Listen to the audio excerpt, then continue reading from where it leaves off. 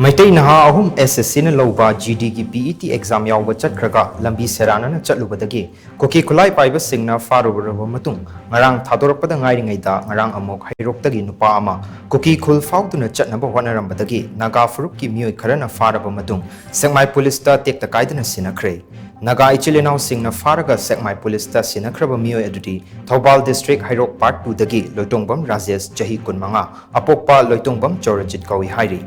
Police tagi fangba pawamagi matung inna ngarang numidang pung 10 minute yankhai taba duaita loitongbam Rajesh hairiba Meeoi asi YSD motorcycle ama thauraga kanglatombi romdagi makhan naga village tamna changsilaklaga leimakhong taba lambi romda chatkina ba lakpada makhan village ki khunja singna MEITEI oiramgadra haina chingnarakpadagi mahak khamduna wahang pahong chathaki